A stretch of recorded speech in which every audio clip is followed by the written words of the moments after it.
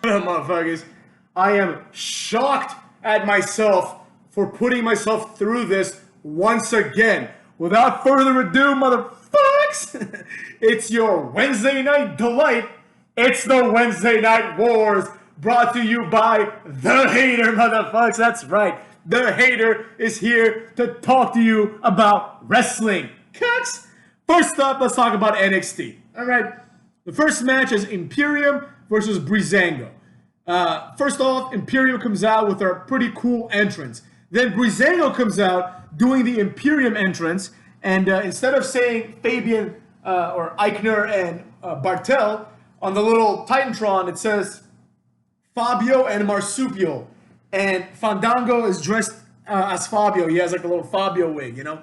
And I think maybe Tyler Breeze had a fanny pack. Now, this is not clever. That's the problem. I like both Fandango and Tyler Breeze. However, you need to have some sort of fucking like cleverness if you're gonna do this. Fabio and Marsupial are not funny. Furthermore, why are you being dicks to Imperium? You know, I thought they're all about having fun. So I don't like that presentation, and also like compared to their other entrances, like dressing like astronauts, this was a little bit annoying. Also, if you're a fan who hasn't watched NXT in a long time, or for example, if you're a new fan, you're like, why the fuck do these people have the same entrance? You know, like you might not realize what's going on immediately, you know? And the announcers didn't really do that good of a job explaining how they're getting mocked. They did kind of, but it wasn't that clever, I didn't think. The match was all right, and distractions from Indus Sher allowed Imperium to get the win. A promo afterwards, like after the match, there was a promo by Velveteen Dream. Dexter Loomis comes and puts like a picture, like a little caricature of them with the tag straps. That's what's going to happen next. I don't really like that because I think they're both better, if you ask me. And also now, like, the tag team scene is way too convoluted. Imperium are new champs. You know, they just fought Breezango, who's basically back from, like, you know, not being around for a while. Indus Sher is in there somewhere, you know, doing whatever the fuck it is that they do. So, and then Danny Burch and Oni Lorcan came out. They should be the tag champs, if anybody should be the tag champs. Other than, I guess, Imperium was pretty cool. So I didn't really like this segment. It was kind of a waste of time, if you ask me, motherfucks. But it was a title match, so it had to happen. Next up, we have Damian Priest versus Killian Dane, who we all completely forgot existed, motherfucks. Killian Dane looks slimmer, but that kind of takes away from his charm. You know, this had Bull Dempsey written all over it, motherfucks. Priest eventually hits the reckoning and wins. I like Damian Priest. He's pretty great. Like, I think he's great in the ring. But he will invariably become the next Baron Corbin. That's his trajectory, motherfucks. Will Baron Corbin ever become champion? Probably. If so, it'll definitely be too late. You know, they need to, like, restart Baron Corbin's career. He needs to go back to just being Baron Corbin, who comes out, not as King Corbin, but with, like, his tattoos and everything, and just have him go on this insane win streak. That's the only savior that he can have. Similarly, Killian Dane is going to be in the same position. So hiring him is kind of a waste of money, if you ask me, even though I like him. Next up, we had Aaliyah versus Xia Li, who I actually like, Xia Li. It was them two. It was Aaliyah and Robbie E, motherfucks. Robbie E from TNA, who is now known as Robert Stone. Apparently now, his gimmick is that he's a drunk retard. So he gets on the apron and throws up in the ring and kind of a little bit on Xia Li's leg. This allows Aaliyah to go for a roll-up. Xia Li incorrectly kicks out at 2. So Aaliyah just recenters herself, does the pin, and then gets a 3 count. That was really stupid. The fact that Xia Li kicked out at 2 really took away from this already shitty moment. You know, I always liked Robbie E. I thought that was a fun gimmick for the time. And I thought he was jacked and cool. You know what I'm saying? Like, all things considered, right? So him getting this, like, cuck manager, drunk retard gimmick, I don't like it. I don't really see the point, you know? I don't think he should be, like, a serious manager either, because Robert Stone sounds like a serious manager. He should just be a wrestler. I don't know why he's not a wrestler. But that's neither here nor there. Then we had a pretty cool segment. It was Timothy Thatcher just torturing someone with submission moves, basically, teaching his little class.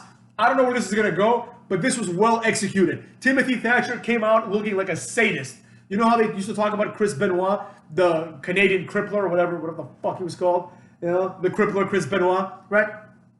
Like, this felt like that. This felt like a guy who just gets off on hurting people, you know? And that's interesting when done in this like methodical way. It reminds me a little bit of Mike Knox's gimmick where he was like this kinesiology like type guy who like knew like how joints bend and like this kind of shit. But he was like a big Bull Dempsey type. You know, this fits much better with Timothy Thatcher's character. Once again, though, I don't really see why Timothy Thatcher is getting this spot, and it's not Oney Lorcan or Danny Burch, who are just like him, but just more entertaining.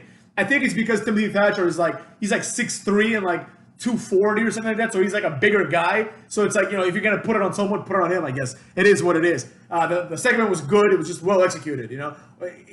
I can't judge exactly if it was awesome or not because I don't know what's going to come of it. Probably nothing. So we'll see, motherfucks. Then we had one of the worst segments of all time. Undisputed Era just solidifies the fact entirely that they are complete and utter jobbers. They have a segment where Kyle O'Reilly plays the role of a therapist and like gives therapy to Roderick Strong, who doesn't realize that it's Kyle O'Reilly, right? This was profoundly retarded and shouldn't have happened. This ends with Bobby Fish and Adam Cole taking O'Reilly to the trunk where he was kidnapped, I guess, and Roderick Strong runs away, you know? Complete horseshit segment. Tom and Jerry nonsense. Like, can something be serious? And just like in WWE, especially NXT, there are two kinds of characters. Motherfucks. There's like, and this pisses me off to no measurement, right? There's either like complete retard goofball who presents themselves kind of seriously. There's also like retarded goofball who's fun, like R-Truth.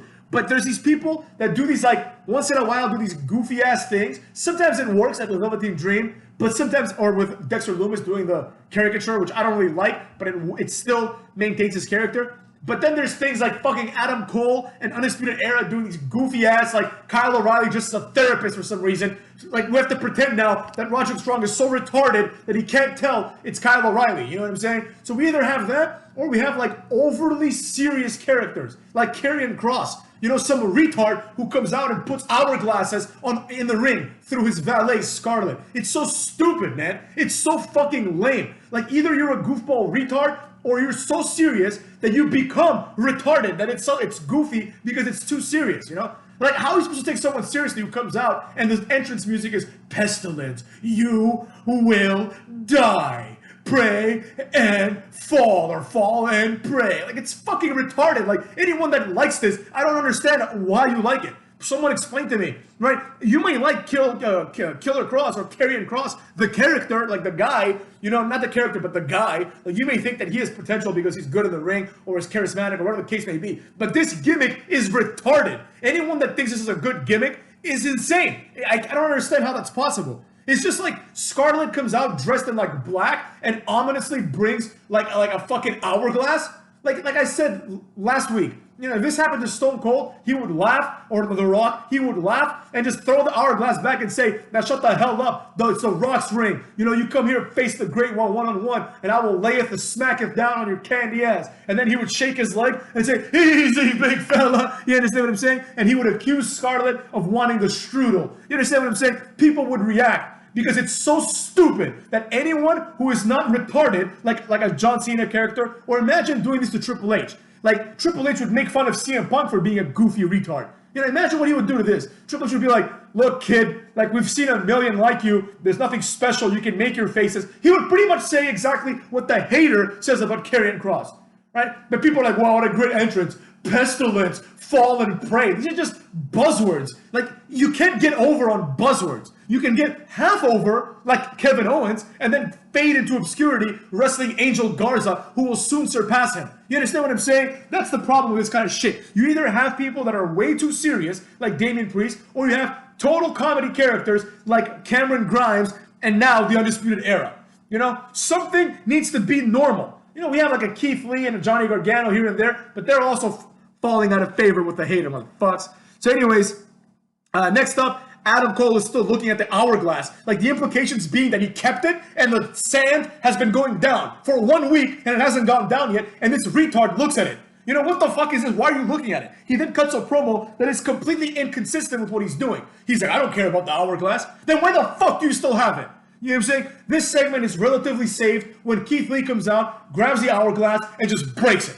You know, he's like, I don't give a fuck. I'm coming for you, Adam Cole. Breaks the hourglass. Finally, someone who's like sensical enough to react to this random hourglass that keeps appearing 2 weeks in a row. Like some broad wearing black lipstick and her dumb boyfriend with a frog eyes. She comes out and brings like the hourglass. You know what I'm saying? And I don't mean frog eyes like he's like a normal looking dude. But when he opens his eyes wide and makes those angry faces, he looks froggish, motherfucks.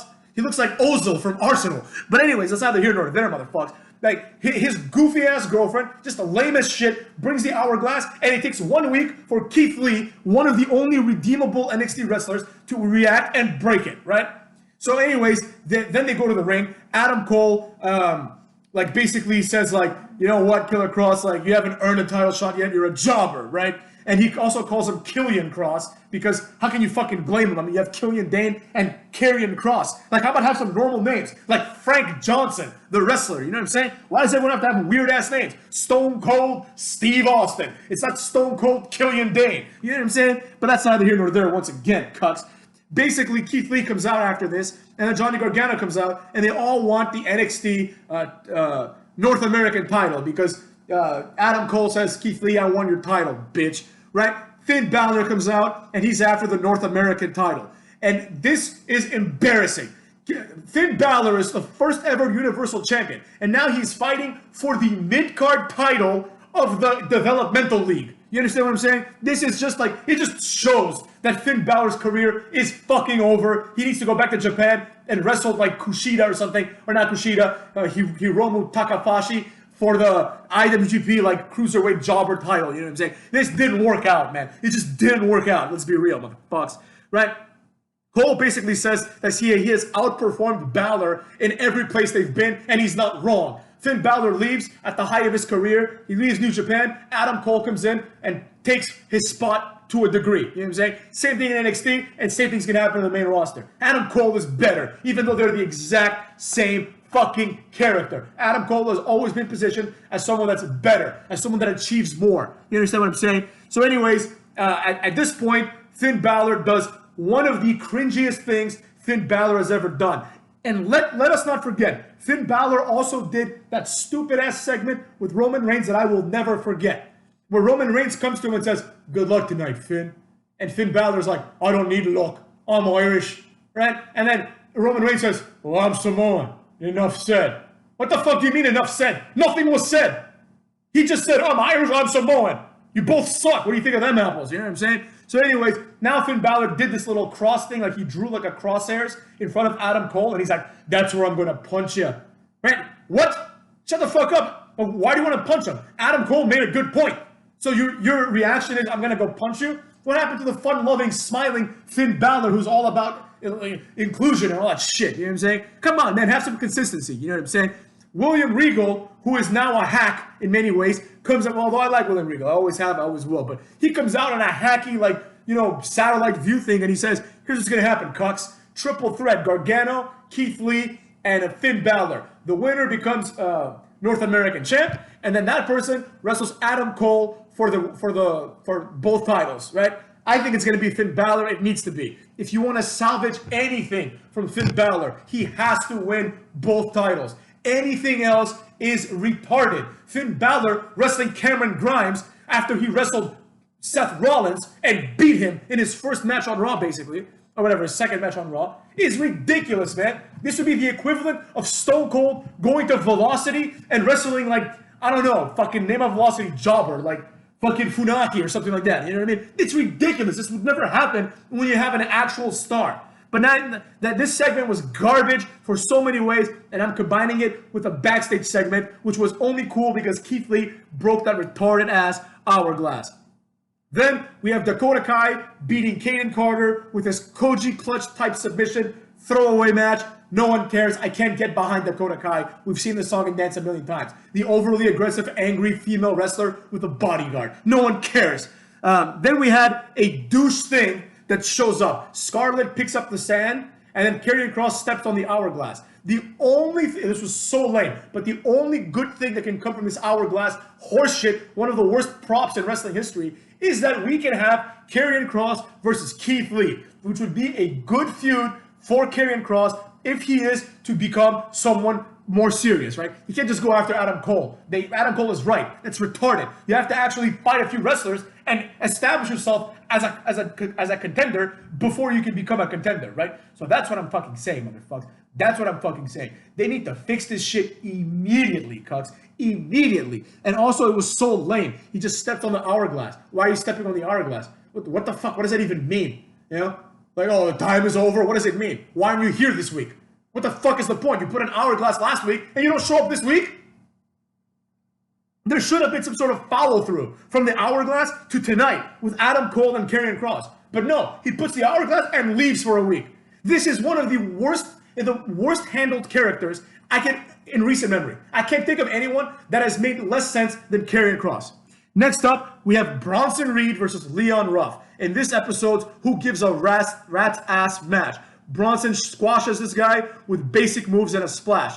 Bronson Reed should be released. This guy has, like I already said it about Killian Dane, but this guy 100% has Bull Dempsey written all over him. At least Bull Dempsey had a cool name. You know, even Bronson Reed has this like tough guy name, like Bull Dempsey, Bronson Reed, right? It's like the name of like a bouncer, you know what I'm saying? Or the name of like the right hand of like the mafia, right? But he just beats this guy with like a cross body and a big splash, and I'm supposed to be impressed by this. Bull Dempsey did the same thing, except he had a headbutt. Before you know, like this guy's gonna be losing to someone that's better than him, Karrion Kross in this case, and he will be relegated to some comedy gimmick. I guarantee it, motherfucks. You heard it here first. Then he basically, after he wins the match, he calls out Karrion Kross for next week. This is going to be a squash match where Karrion Kross wins. They should have Bruce Pritchard run this show too, because this was predictable garbage.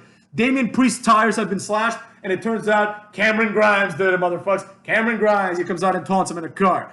Then Santos Escobar puts himself and the other two jabrones over, right? These people are interesting. I don't know why exactly, but they're just fun. Santos Escobar has this appearance, like he has this look of a bad human. You understand what I'm saying? Of a dude that is a despicable person. He may not be like that in real life, but that's the appearance that he has. And he plays up to it perfectly. You know, maybe that's not his appearance, maybe he's a really good facial expression actor, but he just fucking does it like he's supposed to do it, you know? And I like it a lot. Drake Maverick, who is one of my favorite people on NXT, comes out and attacks them. Eventually he's overwhelmed. He holds his own, but he's overwhelmed. The two other guys feed him to Santos Escobar, who does the Metal League driver, whatever the fuck it's called, the Phantom driver. Stupid ass name, stupid ass move. He needs a new finisher. But he does it off of like a little stage onto a table that's on the concrete. So even if they had something soft under the table, he kind of he shot a little forward. So this looked sick. You know what I mean? It was good. I don't like the move, but it looked sick. Santos Escobar and these guys are cool because they're like well dressed. They have a little like a Los Ingobernables vibe to them, you know? Like not Los Ingobernables de Japón, but the real ones. You know, so I like it. You know, like I want to see where it goes, but I like it. It's the only problem is you can't really build a stable around the cruiserweight title because it's a jobber title. You know what I'm saying?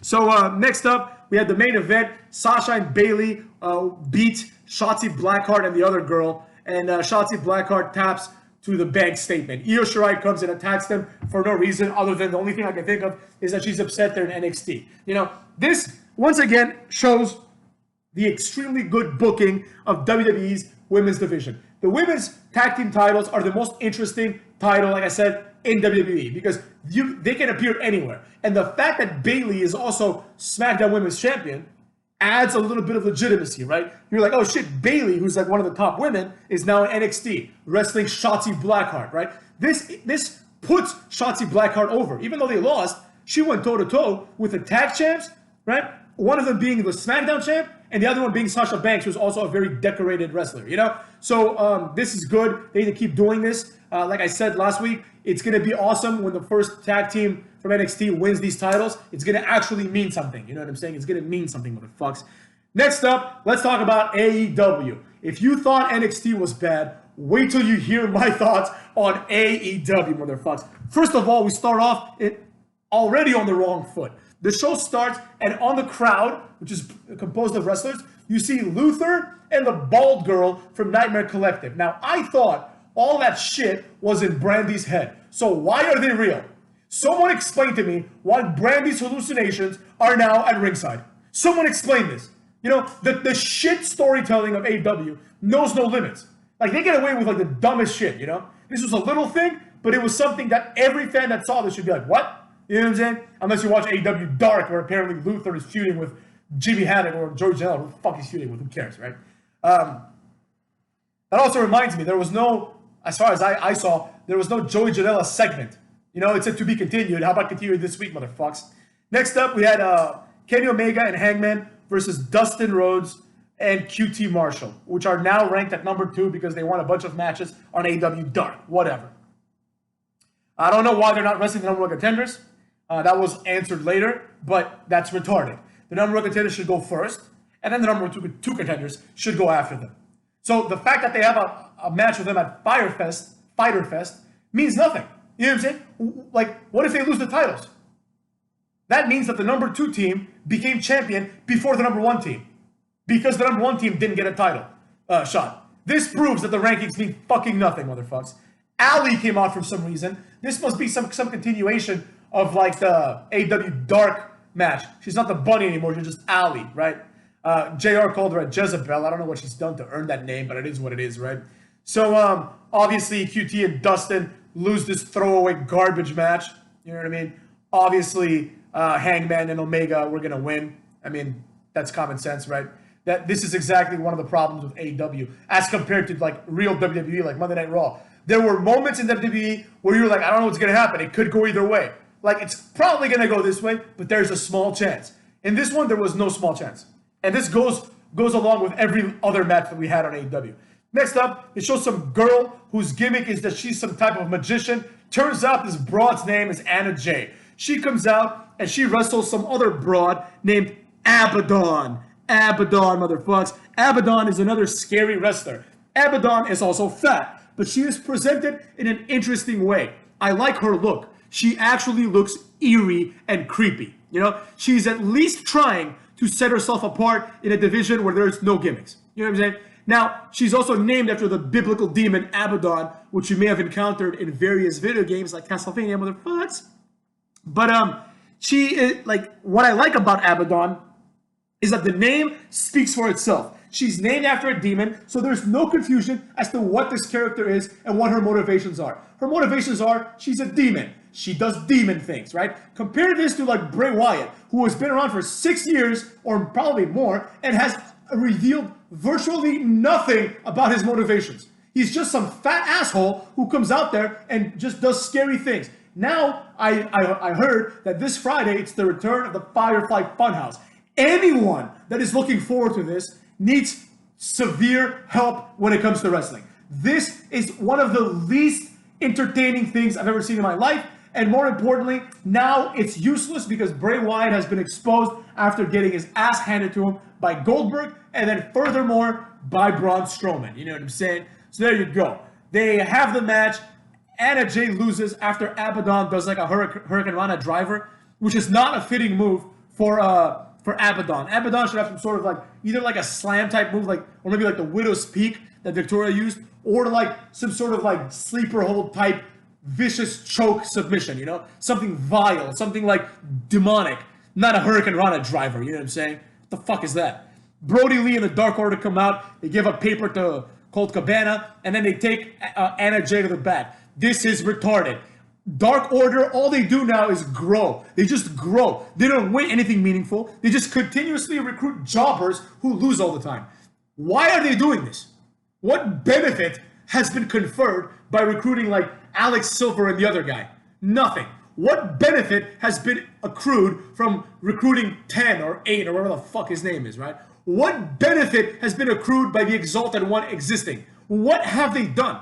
You know, and furthermore, why the fuck would you follow Brody Lee as an example of a winner when he's a loser who hasn't had a match since he just got cucked by Moxley? You know, this is just a dumb gimmick. It's a dumb stable, and it further solidifies that Vince McMahon was correct when he denied Luke Harper creative freedom to do garbage like this.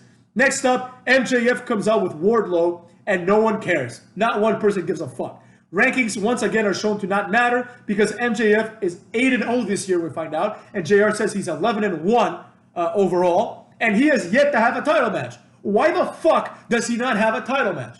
You know, he has one of the best records. Why the fuck does he not have a title match? Why is it that Brian Cage can just come, win one match, and get a title shot? Do the rankings matter at all? Or are they just there for show? Obviously, the answer is they're there for show. He wrestles Billy Gunn. This segment wasn't bad. I enjoyed this segment because, number one, it involved Billy Gunn, who is one of my favorite wrestlers from the Attitude Era. And Billy Gunn, he's got to be in his 50s, and he looks like a $1,000,000. He looks amazing, motherfuckers. This guy looks like he's doing the steroids right. He looks great. He looks just like he did back in the day. Perhaps even more jacked, right? Then the match ends with MJF knocking him out with the ring and then pinning him, right? The segment was all right, but then it devolves into like another brawl, right? With fucking Jurassic Express, like talking shit. All the wrestlers come and brawl and separate them. Total waste of time. Jericho does an interview and I hated it, right? There's an interview about how he hates Orange Cassidy. Fuck, hiccups, motherfuckers. Basically, Jericho has come to this company to be in a tag team with Sammy Guevara. He should be in the title picture. I don't know why he's been removed from the title picture. He should be right there. He should be like, Moxley, I'm coming for you. You know, you can build more than one challenger at a time. You don't have to just have like one guy being interested. You know what I'm saying? Like NXT, for example, has like, there's like 1 million possible candidates for North American champion, and all of them are also possible number one contenders for the NXT title. You know, that's one good thing that they're doing, you know? So this interview was garbage. It was just goofy, normal shit that Jericho does. Then Penelope Ford is now the number one contender because she also just jumped the line by beating Hikaru Shida. Once again, showing that the rankings, every fucking match is kind of like overshadowed by the fact that the rankings are meaningless. You know? So why the fuck would I care if the number 3 wrestler fights the number 2 wrestler? Who gives a fuck? The number 8 wrestler might become number one contender next week by winning some battle royal. You know? Why the fuck would I care? Brian Cage, who wasn't even in the company, can become number one contender by just showing up. Get the fuck out of here with that horse shit. Anyways, motherfucks. Cucky Rhodes comes out next because he's Cucky Rhodes, and that's what happens, motherfucks. That's what happens. He cuts a promo, and then Arn cuts a promo saying that Cody and Hager, the timing is not right. Basically, it suggests that Arn has doubts about Hager. So Arn provides Cody with another challenger who is some jobber, right? Now, this jobber has a little vignette appear, and he talks about himself. He refers to himself as the hottest free agent around. Now, every fucking person that AEW signs is the hottest free agent around. What the fuck are you talking about? I've never heard of this jobber. How is he the hottest free agent? You know what I'm saying? What the fuck does that even mean? What the fuck does free agent mean? You know what I'm saying? I would think Stevie Richards is a hotter free agent than this guy. You know what I'm saying? I would think fucking basically anyone who is like Bully Ray, if you consider him a free agent, is a better free agent. What the fuck are these people talking about? It's so stupid. But anyways, it's Cucky Rhodes versus this guy. The open challenge is uninteresting. If Cody Rhodes only fights jobbers like this, whatever, Ricky Starks, whatever the fuck his name was, right? Then it's not interesting, right? There has to be a sense of unpredictability, cucks, and a possibility that Cucky Rhodes may one day lose the title to one of these challengers, right? Just like I said, Shelton Benjamin versus Apollo Crews is more interesting because there's a small possibility that MVP screws Apollo Crews and Shelton Benjamin becomes the new transitional champion. You know, there's an actual element of intrigue there. You know what I mean? Here, there's no chance that this guy's beating Cucky Rhodes, who is going to go wrestle Jake Hager instead. You know, eventually, and also, obviously, having Cody Rhodes wrestle people like fucking Mark Quinn, you know what I'm saying? And this asshole, right? It's just ridiculous. It's like, you know that these guys aren't going to beat Cody Rhodes.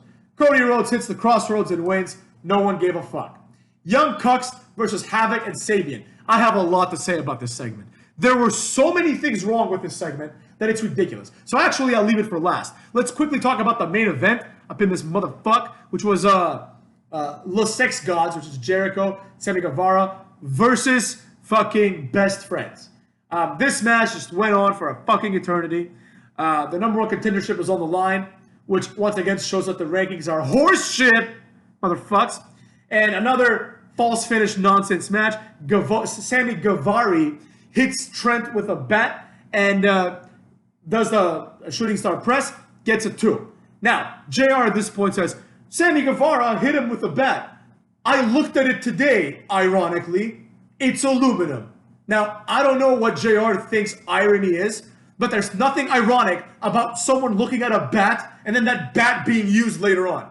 That's called a coincidence, motherfucks. And it's a personal pet peeve for me. People that don't understand the difference between a coincidence and irony. Irony would be JR asked a question about the bat and then he was hit with a bat. That would be ironic. Or JR found the bat that Jericho lost and Jericho used it to beat JR. That's ironic. Coincidence is JR looked at a bat, noted that it was aluminum, and then that bat was used for another purpose altogether. That had nothing to do with JR. So JR needs to understand what irony is. You know what I'm saying? It's weird that he doesn't know it. Maybe he stumbled his words. I don't know. It was a douche thing to say.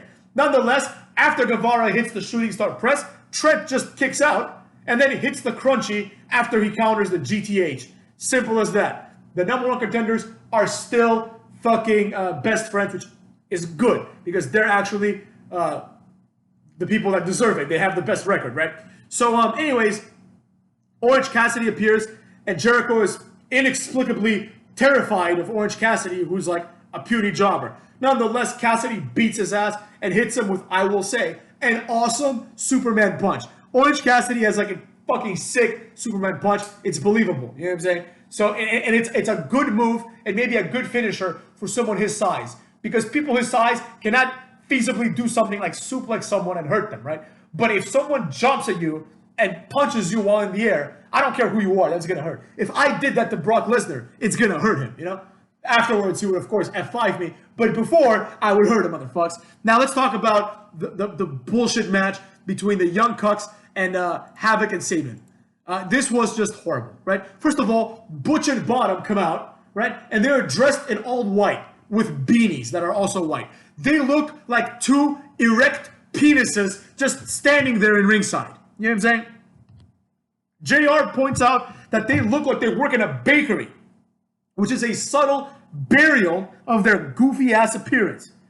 Also, I should note this, I forgot to mention this. Before the main event match, we're going back a little bit, motherfuckers. Before the main event match, Matt Hardy comes out for commentary as this boring ass show just continues, right? JR asks him, he says, Matt, which Matt are you today? And Matt has the audacity to fucking answer this question like it has an actual answer. JR pretty much asked ironically, like, okay, what kind of a retard are you today, basically? Matt Hardy's like, right now I am unkillable, Matt Hardy. This was so lame. Matt Hardy is not a cool guy. That's it, motherfuckers. He's not cool. And he probably pitched something like this to Vince McMahon, who said, this is retarded, Matt. Why don't you do as I say, and maybe you'll have some success? And he was like, nah, you're stifling my creative freedom. I want to go compare people to Mofongo. And that's why he is where he is now, making less money, getting less exposure, and being less relevant than ever. So there you go, motherfuckers.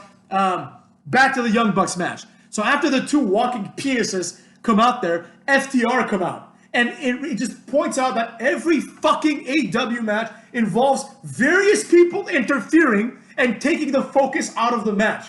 You know, like Orange Cassidy coming out. You know what I'm saying?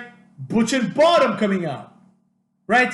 Fucking Dark Order coming out earlier tonight.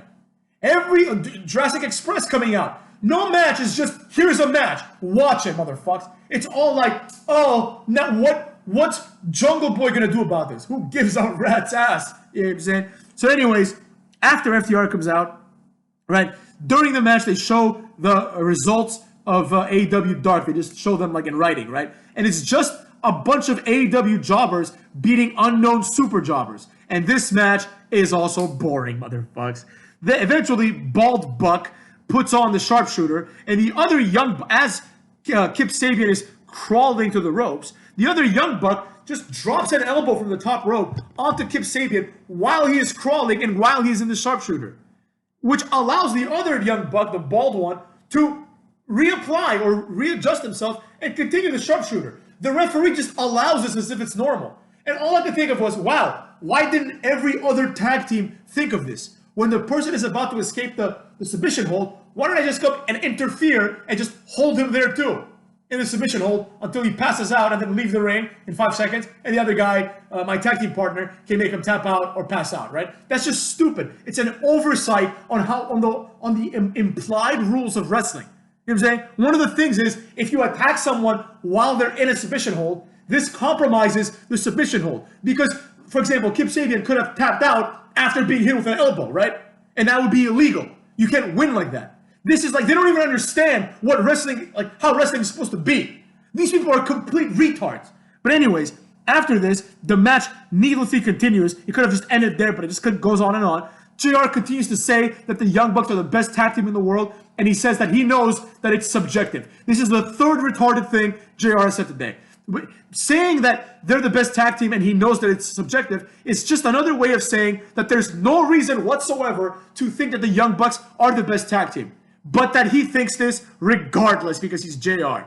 Now, the amount of false finishes in this match is another problem altogether. It was preposterous. If you want to know more about that, watch my video where I talk about Undertaker and Shawn Michaels ruining wrestling, motherfucker.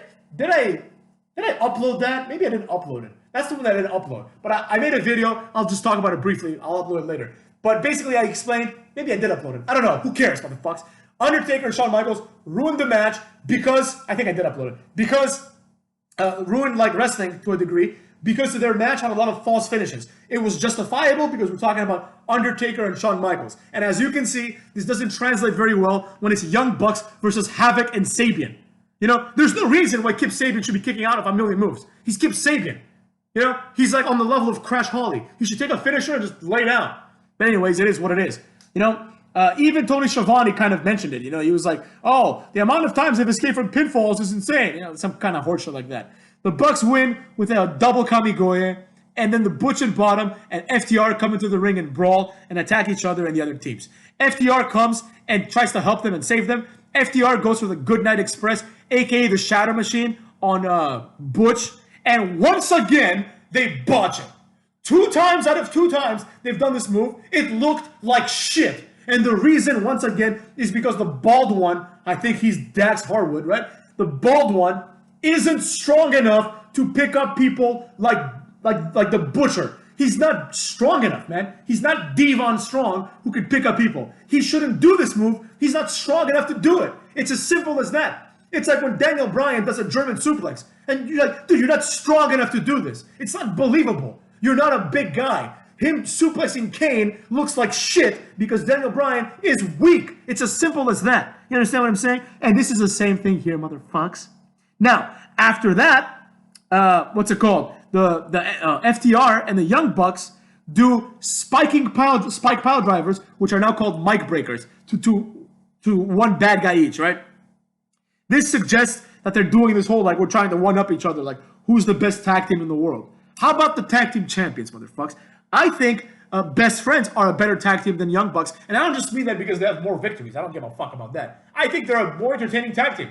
Like, Trent Beretta is more entertaining. He's more charismatic. He's cooler. Same thing with Chuck Taylor. They're just cooler dudes. That's what matters. They're nerds, man. They're fucking nerds. It's as simple as that. So anyways, motherfucks, this episode of AEW, once again, in my opinion, was worse than NXT. I don't know what the score is at now, but both of them were atrocious. I will say this. NXT is only good when specific superstars appear on NXT. The 2 superstars that must be there every week in order for it to be entertaining are Velveteen Dream and Dexter Lumis. Everyone else is not that great. Let's be real, motherfucks. Finn Balor sucks. Adam Cole sucks. Undisputed Era sucks. Imperium, they're pretty good. Killian Dane, garbage. Damian Priest, he's good, but he's going to be the next Baron Corbin. Karrion Kross, I have yet to see one thing impressive about this. Someone, I think it was one of my videos, or maybe one of the comments that I left in another video or something, but someone was like, oh, did you change your mind now that Killer Kross dominated Tommaso Ciampa? No, of course not. He didn't dominate Brock Lesnar. He dominated Tommaso Ciampa, who's about 5'6" and 130 pounds. You know what I'm saying? Yeah, he's a jack dude, but he's like this weird guy with a beard, right? Who hasn't really accomplished anything in mainstream WWE. You know? So what the fuck? Why would I be impressed by that? You know? And also, Tommaso Ciampa handled the loss like a bitch, so I'm not impressed at all. You know? Oh, he beat Tommaso Ciampa. I'm impressed with some of the moves Killer Kross did, but I don't care that he beat Ciampa. It's not like he beat this star. You know? Just because Ciampa presents himself as a star doesn't mean that he is. Randy Orton is 100% right about that. Where he's like, dude, like, you suck. You know, like, you think you're the locker room leader of, like, the training program. Like, you're not good, man. Randy Orton is like one of the best wrestlers of all time, and right now I would argue that he's the best wrestler in the world overall, right? And he looks at Tommaso Ciampa as an inferior man. It's like the DX theme song. Tell me what it's like to be half a man and watch me break your heart. You know what I am, what? And that's a break, boy. Yeah, that's a break, little man. She's like, tell me what it's like to be half a man, is what Randy Orton tells this guy. You know what I'm saying? So there you have it, motherfucks. It's as simple as that. All right? AEW sucked more than NXT, but NXT sucked too. There is a reason why these shows are not breaking 1 million viewers. And Masked Singer, where you have anonymous celebrities dressed as robots and trees, does better than this. You understand what I'm saying? I don't know if that's on Wednesday nights, but that's not here nor there. It would definitely do better on Wednesday nights than this. Survivor, which is a show that's about 1 million times better than both of these shows combined, does like 8 million views, man. You know what I'm saying? 20 years, 8 million views. Yeah? So it's not that like shows that have been on for a long time are suffering. It's not that. And it's not that nobody knows about AEW, which has mainstream commercials all over the place, or NXT, which is advertised on Monday Night Raw all the time. So there you go, motherfuckers. That's what I gotta say about that. I can't wait till this shit is over with. I can't wait till the experiment of AEW just ends. You know, I hope those people do well for themselves. I hope everyone there makes a lot of money, because I'm sure they're good people, but the reality is what it is. How much longer are we going to pretend that AEW has a shot of ever becoming big? The answer is 0, motherfuckers. And with that being said, always, I'm gonna bring this back, motherfuckers. You know what I'm saying? Always unfiltered, always uncensored. The hater, bitch boys. Deal with it, cuts. That's another 41-minute video.